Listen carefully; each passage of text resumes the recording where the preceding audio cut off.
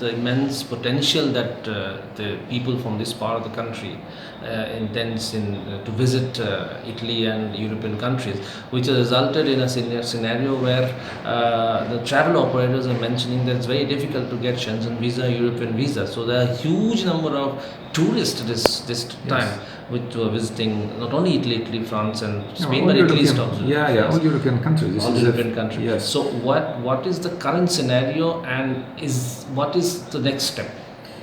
What we can see also from here, from my office here, these are usually the peak season for visa applications, and it's very much confirmed by the figures we are having in our consulate. We have like 20% more visa applications compared to last year. It is also true that during the peak season you might have problems for setting your appointment for visa application.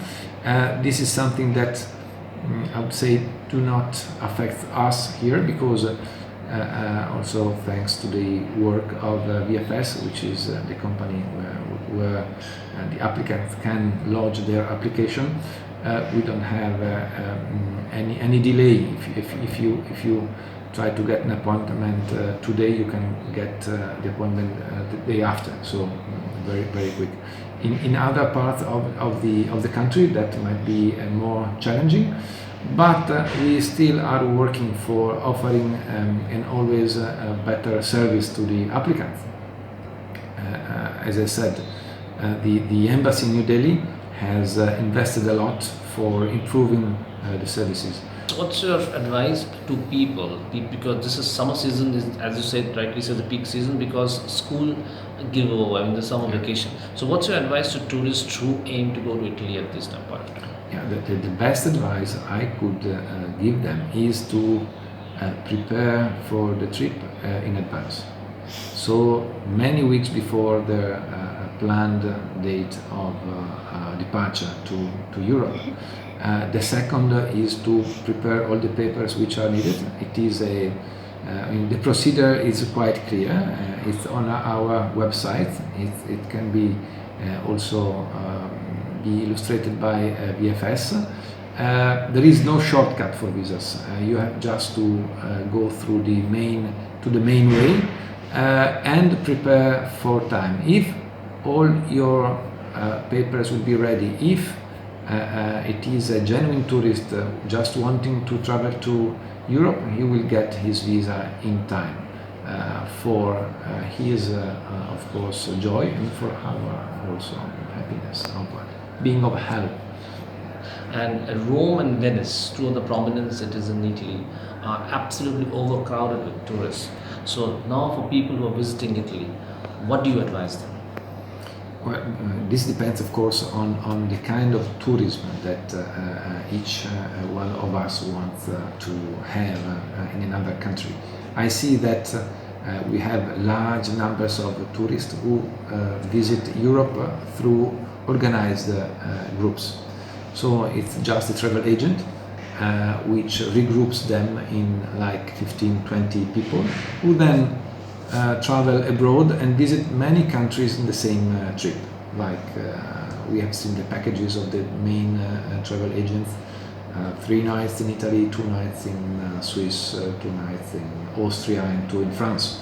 Of course, this is perceived as being like value for money, because I pay my money and then I can visit many countries at the same time.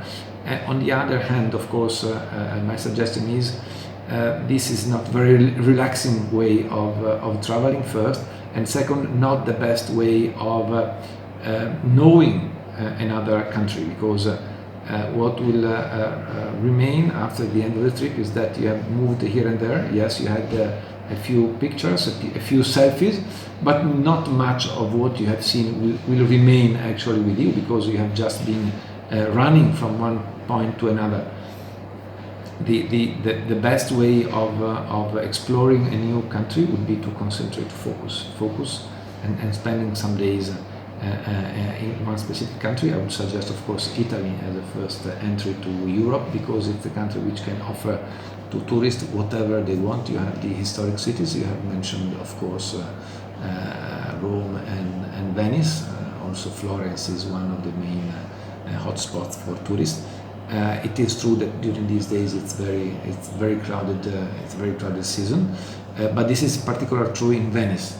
Rome is a big city, so the fact that there are hundreds of thousands of tourists, of incoming tourists, will not affect that much the local transportation infrastructure, and things will be very smooth.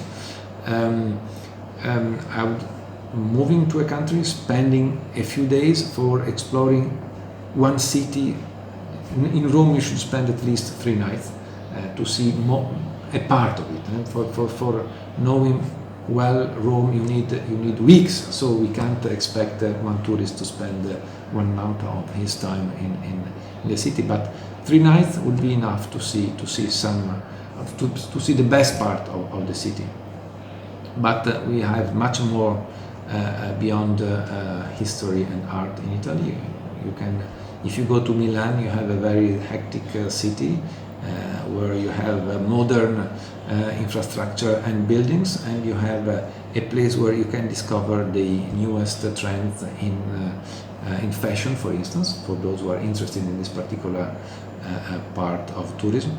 Very close to Milan you have the lakes, which are very elegant places, very quiet, where you can have very relaxing period in front of a lake, which is a perfect place. I've been also there many times. Perfect place for spending some time in elegant environment.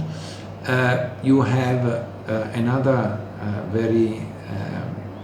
very much loved by Indian tourist destination, which is Sorrento and Capri, which is sea, and it's not just sea. You have wonderful views, wonderful walks in a Mediterranean environment, very good food, perfectly fit also for vegetarians. So the food issue which Indian tourists might find when traveling abroad and in Europe can be easily overcome in Italy.